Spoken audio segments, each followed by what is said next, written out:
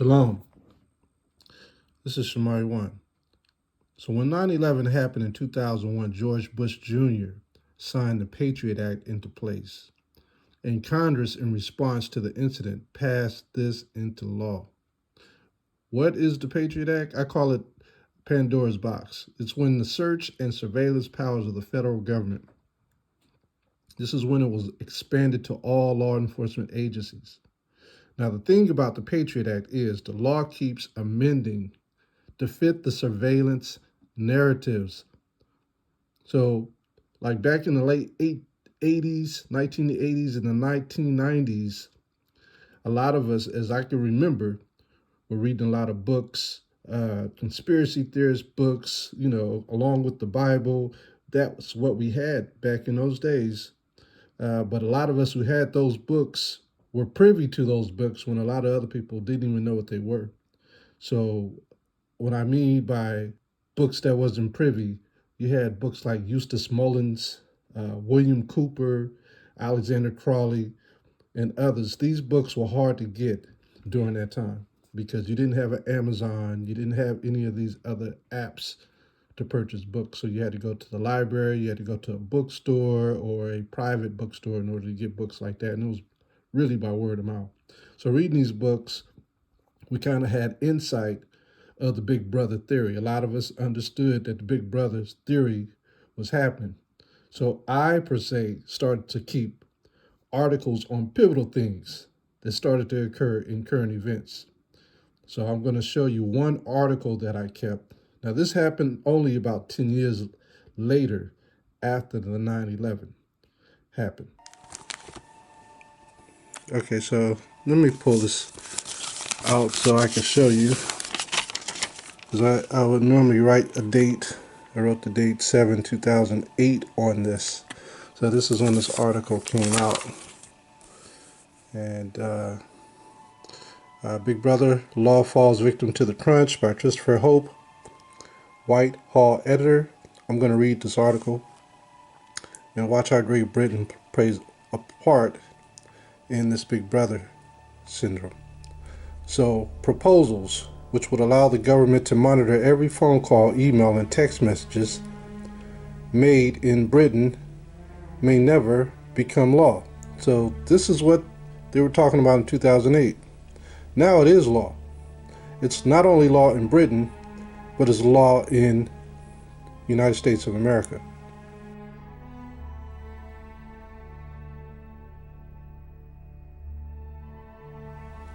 The Home Office confirmed yesterday that the Communications Data Bill would not form part of the legislative program in next month's Queen's speech.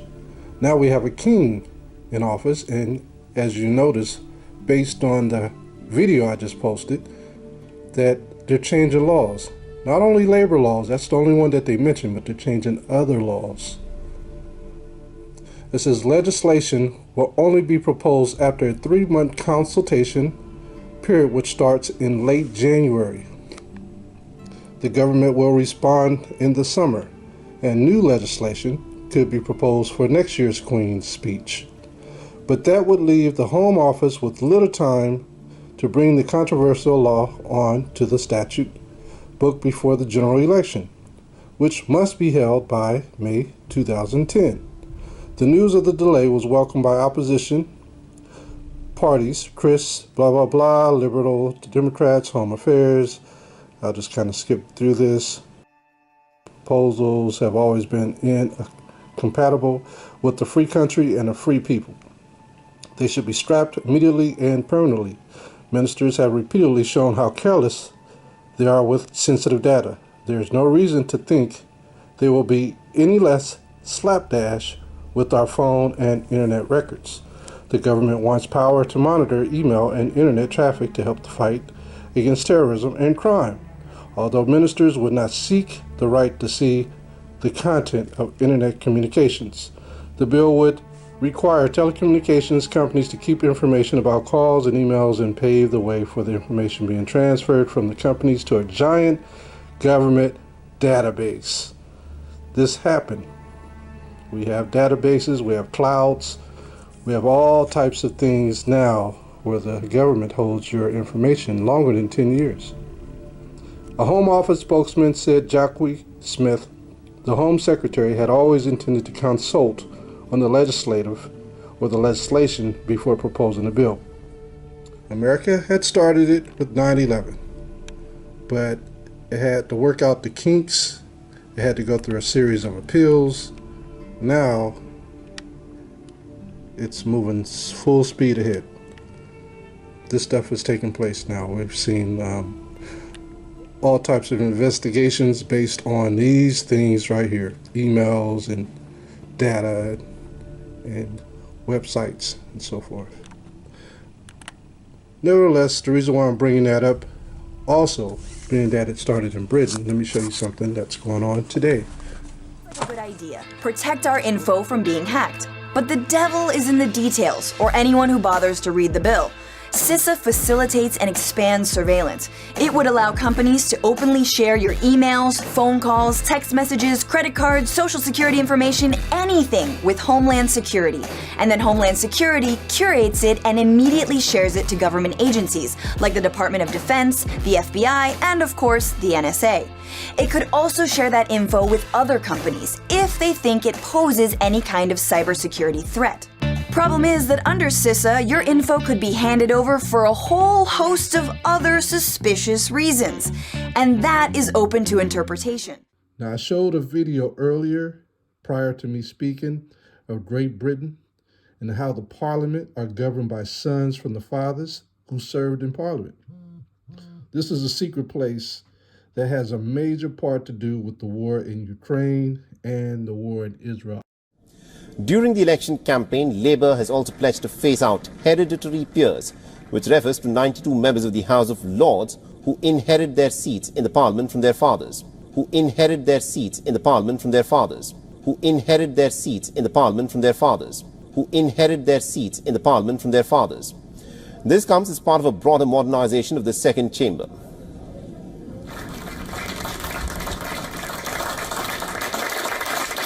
It's changed the mindset of politics. But it says you are being watched.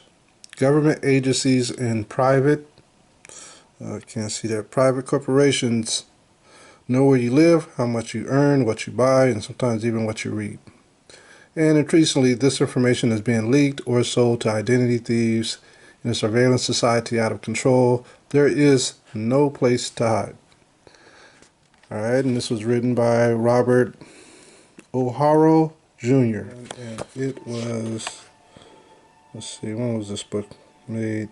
Copyright 2005, 2006. And when I bought this thing, I was just curious on the title. I was like, wow. You know, at that time, there was really no surveillances going on other than what we saw like in 7-Eleven. That was about it. You know, the cashiers had cameras behind the cashiers making sure you didn't rob them. But now they're everywhere, right? So going to this page here on page 180.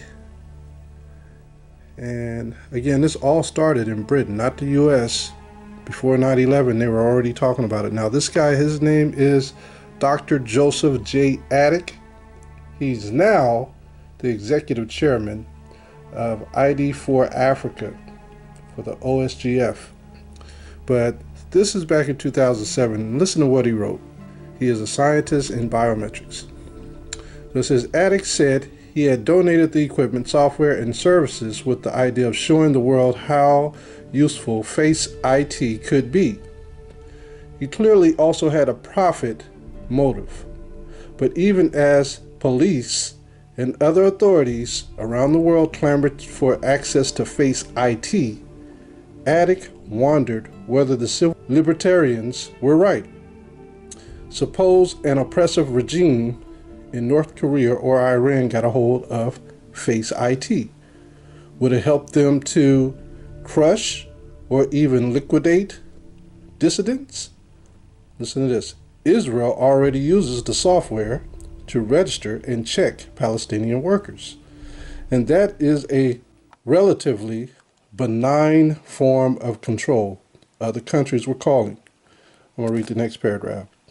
He was expressing an inventor's regret, acknowledged that his invention and others like it could be used for both good and bad. 50 years down the line, when I look at my life achievements, I don't want to be the person that people say, well, he's like the guy who invented the atomic bomb. Attic said, mass surveillance. That should never be allowed to happen. I will try with all the energy I have, he pledged in a tape interview on August 16, 2001, to prevent Big Brother. Now, this is August 16, 2001. What happened a month later? 9/11, 2001. Okay? So that brought forth the Patriot Act. Now, I'm going to show you this video of what Dr. Joseph J. Attic is talking about now. He said he would try to prevent this thing. And again, like I said, he's originally coming from Britain. And you have to watch the kings of Britain. You have to watch the laws that they pass. As you noticed, when I played the video earlier, it said that only their fathers were the rulers. Their fathers' fathers' fathers were the rulers of Parliament. Lords who inherited their seats in the Parliament from their fathers. All right, so remember this when it talks about the fathers and the sons. It says, prepare slaughter for his children for the iniquity of their fathers, that they do not rise nor possess the land, nor fill the face of the world with cities. For I will rise up against them, saith the Most High of hosts, and cut off from Babylon the name and remnant and son and nephew, saith the Most High. So the Most High is going to destroy all these men who's been ruling from their fathers' fathers' fathers' father all the way back to the Roman and Greco Empire, all the way to now. The Most High is tallying up all the evidence.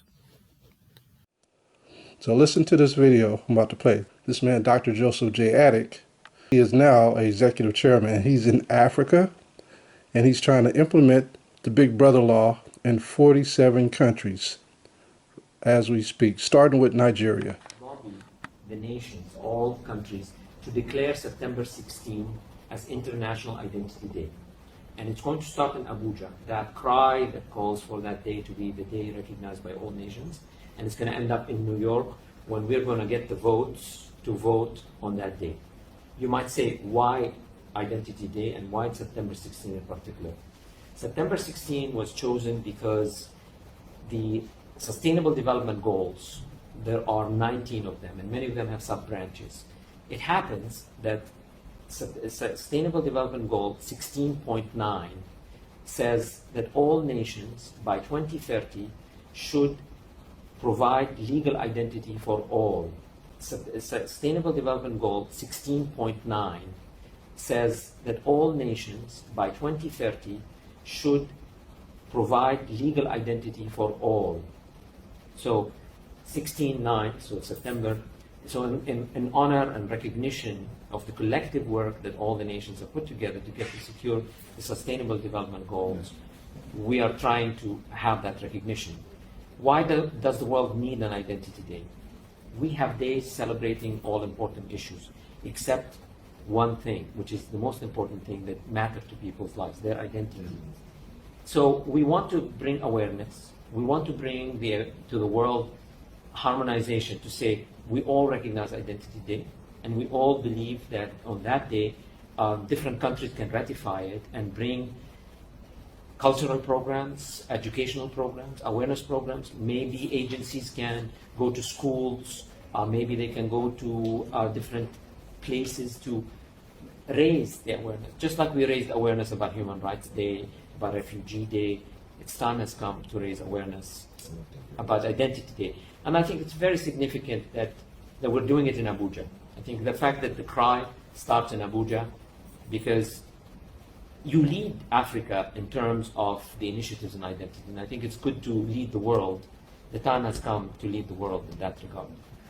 So that's one initiative that we are launching here that we did not have before. What we will do, we'll follow the protocol of the United Nations. We are going to collect signatures of all the Identity Authority delegates that are here, plus the international community. If we have a critical mass of signatures, the UN said we will put it on the agenda for a hearing, and then after that we'll put it for a vote. So we are going to accumulate the process in a campaign. The other thing is we are launching here in Abuja an annual record of the progress towards our ultimate goal, which is legal identity for all, and that we call the Almanac. The Almanac is something that we publish every year. And so every year, starting here, we publish the book now. Basically says this is our first volume in this journey. Every year we will update it. This year we have 38 experts write articles in this almanac, plus useful information. So the delegates will take this book with them home, share it with their colleagues, and that becomes sort of a record that we see where we are and how we're progressing. Once again, it's an initiative we're launching here in Abuja, in Nigeria, and it's an initiative that is going to continue. National bestseller, When Computers Exceed Human Intelligence, The Age of Spiritual Machines, by Ray Kurzweil, author of The Age of Intelligent Machines. I bought this, I believe, in 2003 or 4.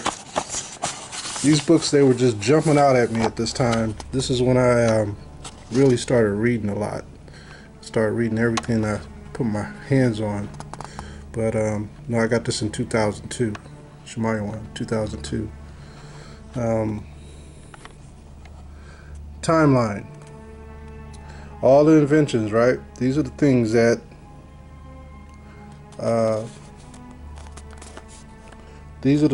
were invented over the years, right? They give a timeline, and a timeline of computer prophecy, right?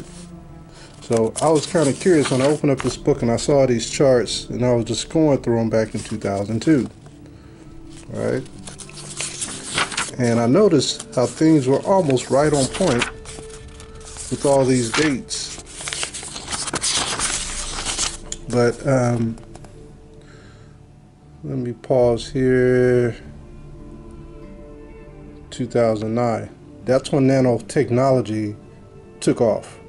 Actually, I believe it was before that. But the buzz was nanotechnology at that time. It had already been here before this time, but the buzz was nanotechnology. And that led me to buy a book on nanotechnology. You want to read a book on nanotechnology? I bought this back in the day too. Now the computer world is just, it's just so much information in the computer field. Cyber technology, networking, CompTIA, there's all types of stuff now. But if you go to here, 2009, nanotechnology, it says personal computers with high resolution visual displays come in a range of sizes, from those small enough to be embedded in clothing and jewelry up to the size of a thin book. So you had a lot of different nanotechnology working in computers and clothing, RFID chips and so forth, right? But I want to kind of jump ahead, 2019, and notice this stuff is already here. Computers are now largely invisible and embedded everywhere, in walls, tables, chairs, desks, clothing, jewelry, and bodies. Three-dimensional virtual reality displays embedded in glasses and contact lenses, as well as auditory lenses, are used routinely as primary interfaces for communications with other persons, computers, the web, and virtual reality. Nano-engineered machines are beginning to be applied to manufacturing and process control applications. So all of this stuff was starting to happen, and this is where we are today. This is still showing 2019, but this is why now we have Siri, we have Alexa, since people are beginning to have relationships with automated personalities and use them as companions, teachers, caretakers, and lovers. Now, like I said, this book was written in 1999. How did they know all this stuff was going to happen? Because they make plans for the future. Every 10 years, every 5 years, they release something into the public. And so right now, we are right on point. Okay, so This is going into 2029. If you want to read that, get the book. All right, so it's just going in. Notice it says 2029, 2029, and 2030. Notice as you watch a lot of scientists today, even politicians, they're all talking about 2030. Looking at these dates as a self-satisfaction date of things completed that they needed to complete to implement a new world order. 2030. Okay? I'll just run through that. You can pause it if you have to, but I'm not going to read it. But I brought this out because of the Big Brother theory, Patriot Act. Okay, I want to bring this book out. This is called Islam in Britain, 1558 to 1685, by Nabil Matar. Now, what we hear about over there in the land of Jerusalem today and the Palestinians, this thing was set up a long time ago. All right, this thing was set up in the 1700s, in the 1800s, after the real Jews of antiquity were exiled from Spain and Portugal. And then new Jews came in, which were the Edomites, the Khazars, who converted. They came into Spain and Portugal and even Britain. And there was an agenda pushed, and I'm going to read it to you. It's not coming from my mouth. I'm going to show you in this book. Now again, this book is called Islam in Britain. And the reason why they set up the Big Brother cameras way before they did here in America, this is going to let you know. This was a plot.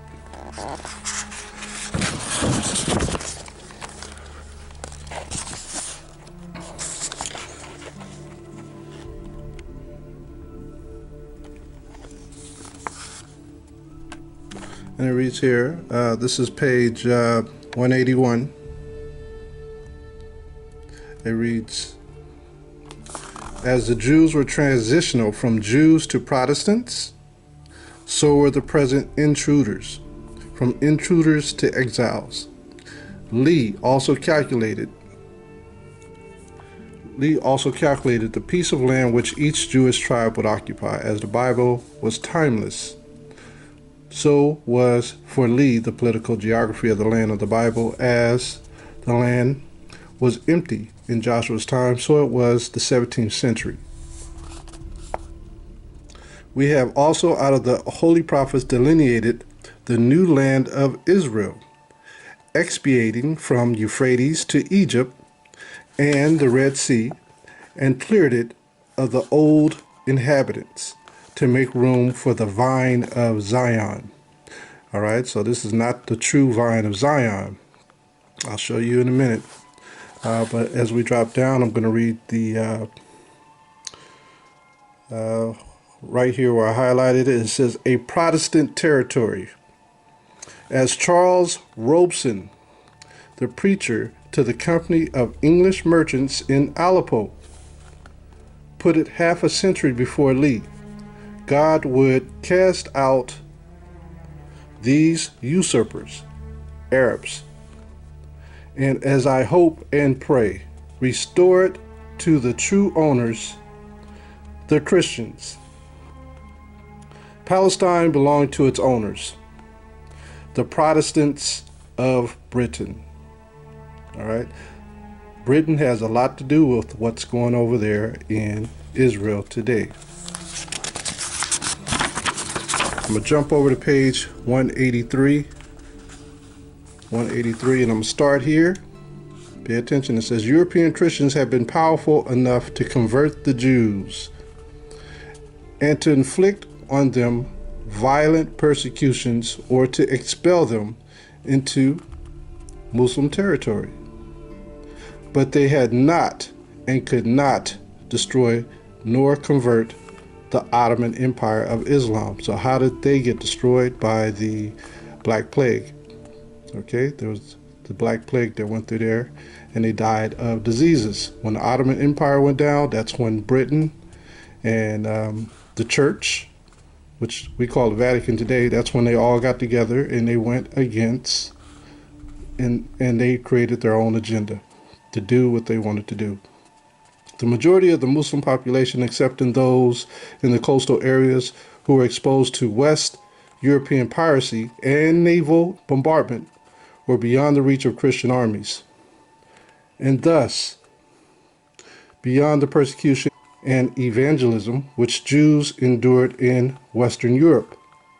This is why Christian thinkers, in the case English and Scottish writers, devised the eschatological Muslim-Jewish confrontation so that the Muslim Goliath would be defeated by the Jewish David for the glory of Protestantism.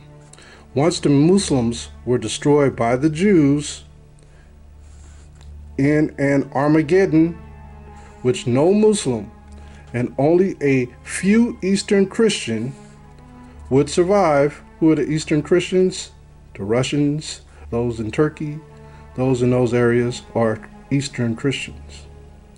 Then the Jews would renounce their faith, occupy, restore to the land of Palestine, and hand the land and themselves over to England. Then the millennium would begin, which Protestant Britons and converted Jews alone would live to celebrate. So who are they pushing this for? All this commotion over there in Israel and the Palestinians and Hezbollah and all, what is it all for? For Britain. All for Britain, all of it. They're doing the work of Britain. The Antichrist is going to come from America or Britain. Okay? This is where the Antichrist is coming from. So prepare. This is all for them. And they set up this fake nation of the Khazars to rule in that nation at this time. There was a man in the 1600s, his name was Sevi, and he had the same type of agenda, and this is where they get it from, but I'm going to read a small part. This is Sevi. I'm on page 178. It says, Sevi was viewed as a Jew fulfilling a Christian, not a Jewish goal. As late as 1708, an anonymous author recalled how Sevi was made to accomplish what the Christians seemed so disposed to desire. So this man was trying to do a restoration for not the so-called Jews, but for the Britons. It says, no wonder that the followers of Sevi were described as having fair complexions. The restoring Jews were not dark-skinned. The restoring Jews were not dark-skinned. The real Jews were dark-skinned, but they're telling you that those who converted were not the real Jews. The restoring Jews were not dark-skinned Orientals, but were of the West, while the Muslims were alien and strange. The Jews were familiar and armed after our fashion. As one writer had written in 1607, the followers of Sevi were either going to fight and conquer the Turks or to have Palestine offered to them by a frightened Basha, in whichever way they proceeded. The fair Jews were to seize Palestine and all the Levant from the dark-skinned Muslims. See that? So now you see this war, why it's happening. This is something this was an agenda that they had a long time ago. They've been meaning to get us out of that land a long time ago. Right? Talking about the real dark-complected Jews. And this is why I showed you the video of Dr. Addick setting up his agenda with the cameras in 47 countries of Africa. Because they know the Jews are not only coming from America, they know that they're coming from Africa as well. To substantiate my point, I'm going to go to this book. It's called Modern Judaism, a brief account of the opinions, traditions, rites, and ceremonies of the Jews in modern times by John Allen. This is the second edition. We're going to jump over to page 231, and we're going to start at the top. It says traditions concerning Edomites. Esau's descendants are the subjects of extensive traditions, in which the rabbis, with an effrontery at which we shall wonder in any other men, have set at defiance all authentic history and accurate chronology. We see that in the Vatican. They have an accurate account of all nations, all the nations, all the things that they have stolen. They have an accurate chronology of everything. We go to them for our understanding of history, right? Because they have everything. These representations, the fallacy of which we be too obvious to require being pointed out, may be briefly comprised under the following heads. First, that the descendants of Esau, the sworn enemies of the descendants of Jacob even to the end of the world, were at first a small nation inhabiting Mount Seir and the adjacent country contiguous to the land of Canaan. That they were easily confined within their own limits as long as the Israelites enjoyed a great and formidable empire in Canaan, but that after the powerful republic of the 12 tribes was destroyed by the Assyrians and Babylonians, they wonderfully increased in number and strength, extended their dominion toward the west, spread their colonies far and wide, and subjugated Italy, founded Rome, and the Roman Empire at length entirely overturned the Jewish state, which had been restored after the termination of the Babylonian captivity, the Second Temple being destroyed by Titus and Vespasian. Now, this happened during the Roman Greco Empire. When we got released from the Persians and the Medes, we had approximately 2,520 years after we got released from the Persians and the Medes. So our land started to get desolate from that point on until now. Our land was desolate. So from that time of 607 BC to 1913 AD, that was the Gentile rule. Okay? Now we ruled Europe for 1,000 years. But our land was desolate. That whole time we ruled, our land was desolate in Jerusalem. But at the same time, they was getting themselves back together, getting back to where we were reading. So 1914, understand, World War I jumped off. 1945, World War II jumped off. 1948, all of a sudden, Israel becomes a state, right? And back in World War II was Churchill out of Britain. All right, just so you know, Britain is involved, all out of Europe. I'm going to go here. And that is the present day professing the religion of Jesus of Nazareth, which they were the first of all nations to embrace. They hold the dominion over all the Europe. I'll say that again. They hold the dominion over all Europe. Who is that? The so-called Caucasian man, so-called white man. All of Europe, they hold the kingship. Esau detaining in captivity his brother Jacob. Who was Jacob? The negroes and the Native Americans. At least as far as regards the tribe of Judah, till his Messiah ben David shall appear. The tribe of Judah was the biggest tribe of all the tribes who were taken into captivity. All right? I'll show you a clip in a book in a second. Secondly, that the prophecies of the prophets against Esau, Edom, Seir, which is all the same, and the cities of Edom, especially those of Isaiah, Jeremiah, or Obadiah, have not yet received their full accomplishment. So the prophecies haven't even been fulfilled yet. Obadiah's prophecy hasn't been totally fulfilled. Jeremiah's prophecy hasn't been totally fulfilled. Neither has Isaiah's prophecy been totally fulfilled. Esau is still a fugitive.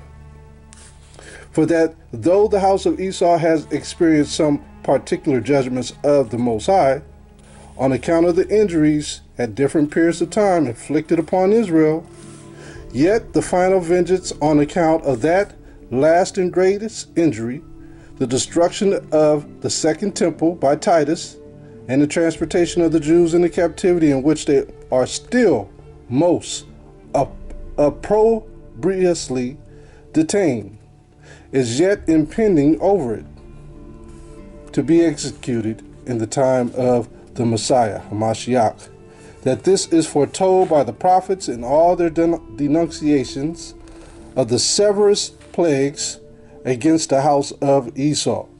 the cities of Esau. That's all these cities in the world. Remember, Satan showed Hamashiach all the cities in the world in Matthew chapter 4. It says, if you bow down and worship me, I will give you all of these cities. These are the cities he was talking about, the cities of Edom. And Mount Seir, which all belonged to Rome and the Christians, and that the fate of the Christians at that time will be far more dreadful than the Mohammedans. The fate of the Christians will be far more deadly, more dreadful than those who are in Islam. Abarbanel particularly says, the slaughter of the Turks in the future battle will not be so great as that of the Christians, because those who were in the Ottoman Turk kingdom left, became Jewish, they converted and went into Britain, they went into France and Germany, and they took on that role, and then they started taking over positions.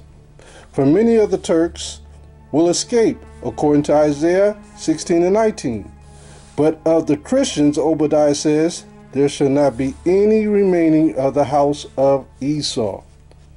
So this prophecy has not come to pass yet, but it will. All right, just to substantiate that Esau placed his brother in slavery, like we read in the modern day Judaism, I'm going to show you, it said predominantly Judah they put in slavery, right? So I'm going to show you this. It says the history, slavery, and the slave trade, ancient and modern. It says here, the forms of slavery that prevailed in ancient nations, particularly in Greece and Rome, the African slave trade, and the political history of slavery in the United States. This book was written in 1862. So I'm going to go over here to page 93. Okay, and I'm going to drop down here where it speaks on Negro land. Okay, now it says, I'm going to drop down a little further. I'm going to zoom out so I can get it all in here. Let's start here where my finger is at it. It says, it is upon Ethiopia in an unspecial manner that the curse of slavery has fallen. At first it bore but a share of the burden. Britons and Scythians were the fellow slaves of the Ethiopian. What does it mean, Britons and Scythians were the fellow slaves of the Ethiopian? These are Jews who were in Britain, the original Jews. These are like the ancient Celts and the ancient Druids that were in Ireland and Britain, and they were the Scythians and they were the Britons, the ancient Britons. But they were considered fellow slaves of the Ethiopian. Fellow slaves of the Ethiopian. Now the Ethiopian, like I said, if you watch the last couple of videos I put up, they called all of Africa Ethiopia. So they called parts of West Africa Ethiopia, North Africa Ethiopia, East Africa Ethiopia. So you see it says Negro land. All right, so it's talking about these are Negroes. But at last all the other nations of the earth seem to conspire against the Negroes, against the Negro race, agreeing never to enslave each other. The so-called Caucasians, the Edomites, they made a vow never to enslave each other. See that? But to make the blacks the slaves, which is Judah. But to make the blacks the slaves of all alike. Thus this race of human beings has been singled out, whether owing to the accident of color or to their peculiar fitness for certain kinds of labor, for infamy and misfortune. It sounds like Deuteronomy 28, huh? Infamy and misfortune.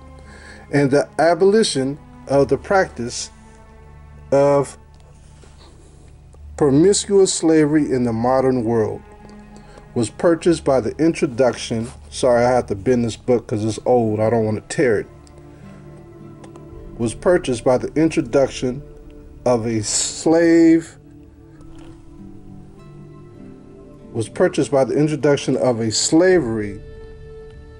confined entirely to Negroes. You see that? Just so you know. So this was put on us by the Edomites. They deemed this. They made all Negroes slaves, all based on our color. And we have this problem to this day dealing with color. We are judged before even hearing the mentality of our minds. We are judged by our skin complexion. And people don't even realize that we are the real Jews. We are the real Jews. And so, one more book concerning the Edomites. Dr. William Smith, Dictionary of the Bible. Professor H.B. Hackett, D.D. This book was published in 1890. I'm going to jump over here. Now, we just read in Modern Judaism that all Christians are going to have it far worse than Turks. Look at this here. This is on page 2205. Let's see. Let me read this first. It says, the book of Obadiah is a favorite study of the modern Jews. It is here, especially that they read the future fate of their own nation and of the Christians. Those unversed in their literature may wonder where the Christians are found in the book of Obadiah. But it is fixed principle of rabbinical interpretation that by Edomites is prophetically meant Christians. So be careful when you call yourself a Christian. Why is this? Because the Roman Catholic Church, the Roman Christians are not actual Christians. They are not Hebraic Christians. Let me show you why. I'm going to keep reading. And that by Edom is meant Rome. So Christianity is Edomized. I'm going to drop down here to show you why today's Christianity is not Hebraic Christianity. I'm going to start here with Allen. Ibn Ezra says that there were no Christians except such as were Idumeans until the time of Constantine. So before Constantine, there was no Christianity. There was no Christians. They were still called Israelites. They were still called Hebrews. But when Constantine changed the law, they became Christians, and all those who were linked with Christianity were Idumeans. And that the Constantine, having embraced their religion, the whole Roman Empire became entitled Idumean. So when the whole Roman kingdom took on the religion of Christianity, they all became Idumeans because they followed the ways of Edom. Okay, I'm going to go to one more page. This is 2206, same book. I'm going to drop down here where it says again. It says, so I have to zoom in. It says, I have several times shown that from Edom proceeded the kings who reigned in Italy and who built up Rome to be great among the nations and chief among the provinces. And in this way Italy and Greece and all the western provinces, which is also England, became filled with Idumeans. See that? Thus it is that the prophets called this whole of that nation by the name of Edom. There shall not be found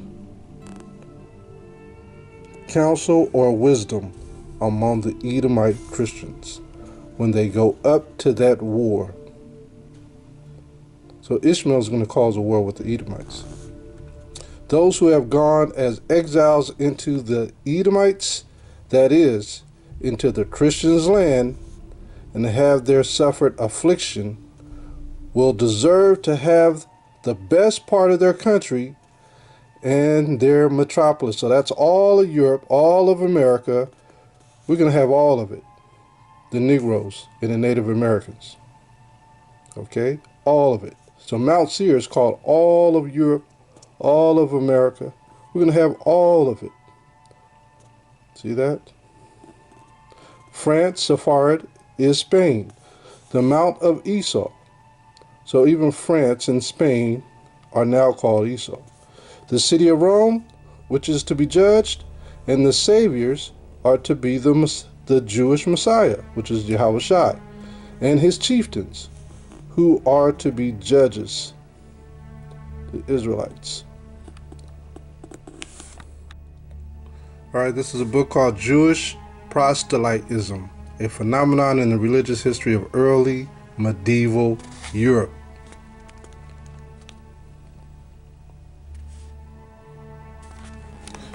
I'm going to just hit up one paragraph, and it's the last paragraph here.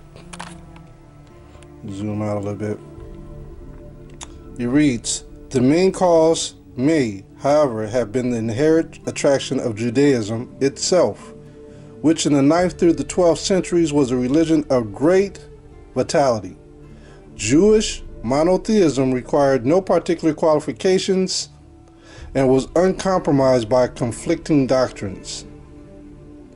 That it successfully competed with Christianity and Islam in attracting large numbers of converts to its midst is particularly shown by the Khazarian conversion to Judaism during the 8th and 9th centuries. Now, if they converted to Judaism, this Judaism was a new founded religion. Okay, it was a created religion for proselytes. Now, if they converted to this, what did they leave? They were all Muslim. They were Ottoman Turks, the Khazarian race. They switched and went from that to Judaism. This book, the modern part of an universal history, from the earliest account of time, original writers, by the author of the Antient part. Volume 14, London, 1776. I'm going to page 414. I'm going to start where this hash mark is. These are talking about those of Portuguese who were transported to Africa. I'm going to show you what they look like. It says, "We are informed likewise that John of Portugal sold for slaves all those Jews who refused to embrace Christianity, and that after ordering their children to be baptized, they were transported thither, from whom are descended the present race of inhabitants." You're going to find out who this present race of inhabitants are, who are a kind of mixed descent between the swarthiness and atrabilious temperament of the Jews, and the more sanguine or poor, plethoric habit and jet black complexion of the Negroes. So what is this telling you? That they were descended from the Negroes, but they lived in Portugal and Spain so long that people didn't consider them Negroes. They were considered Jews. But because they didn't accept Christianity, just like in the other book that I brought out earlier, anyone who had dark skin was put in slavery. So the authors are telling on themselves here that the Judeans of Portugal and Spain were blacks, were Negroes. And they sent them right back to Africa to be mixed in with the other Negroes, who they were descended from. To substantiate this information a little bit more, I'm going to go to Oxford World's Classics, Anthony Trollope, the Prime Minister. And these are reprints, 1983 to 2011.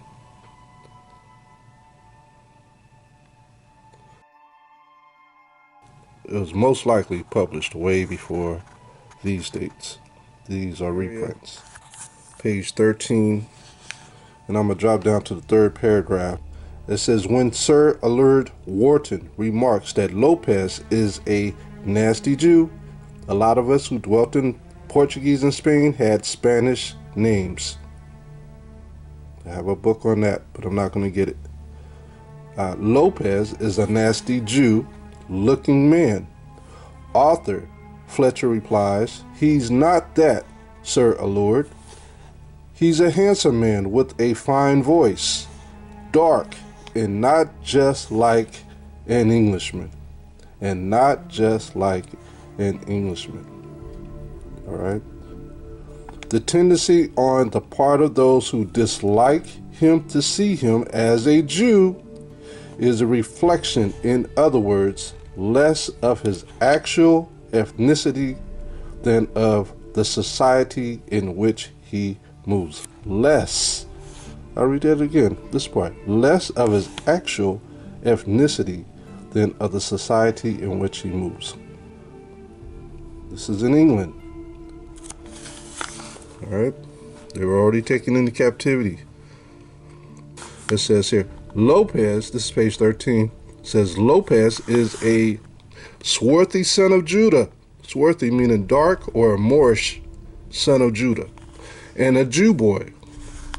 He is a nasty foreigner and probably of Jewish descent.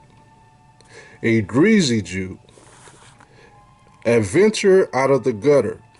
For John Fletcher, he is a greasy black foreigner.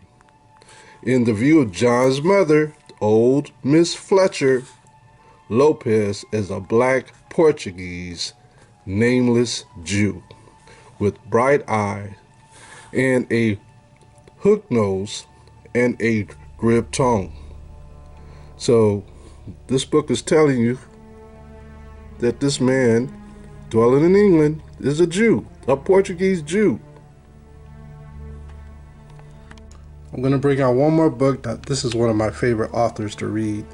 Of course, he was in politics in the United States, and his father was in politics in Europe, Germany, and the European Union. His name is Zbigniew Brzezinski. This guy actually financed Barack Obama's campaign. This guy was a brain, Zbigniew Brzezinski. If you ever have an opportunity, read his books.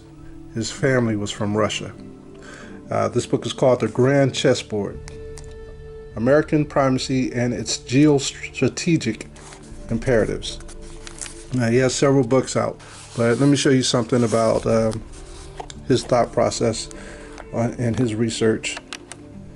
And again, this book also talks about nuclear warfare. But let me show you about the past, which he notes. It says, page 17, after lasting 2 centuries, from 1206 to 1405, the world's largest land-based empire disappeared without a trace. Who was that? That was Rome. Therefore, Europe became both the locus of global power.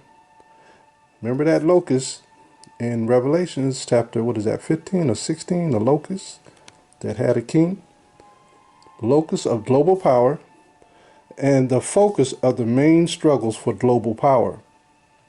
Indeed, in the course of approximately 3 centuries, the small northwestern periphery of the Eurasian continent attained, through the projection of maritime power and for the first time ever, genuine global domination as European power reached and asserted itself on every continent of the globe. It is noteworthy that the Western European imperial hegemons were demographically not very numerous, especially when compared to the numbers effectively.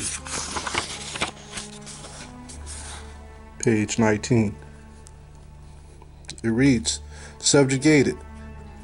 Into the Senate, subjugated.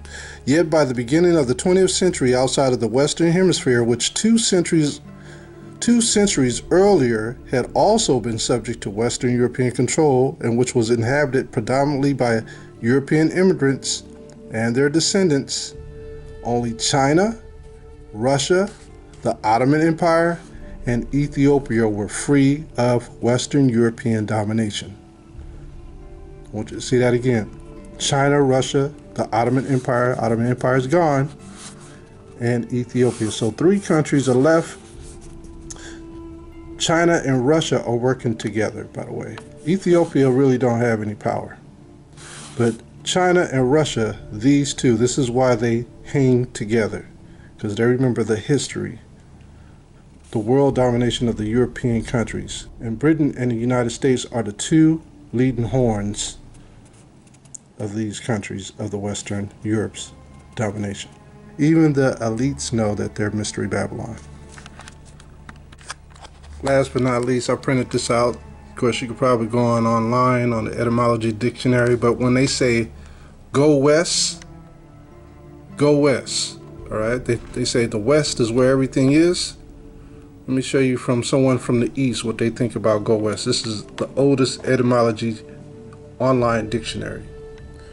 Okay, if we go to go west, look at what it says. The British idiom for go west is for die or to be killed. So everything on the west, that's the prophecy of the west. To die or be killed during World War I, probably from thieves slain, wherein to go west meant to go to Tyburn, hence to be hanged. Through the phrase has indubitably been influenced by the setting of the sun in the west. So to go west means to be killed, it means to die, and it means to be hanged. So what's going to happen to the west? There it is. This is the word of the Lord of hosts. I took you from the pastures and from following the sheep to be prince over my people Israel. I have been with you wherever you have gone and have destroyed all the enemies in your path. I will make you a great name among the great ones of the earth. I will assign a place for my people in Israel. There I will plant them, and they shall dwell in their own land.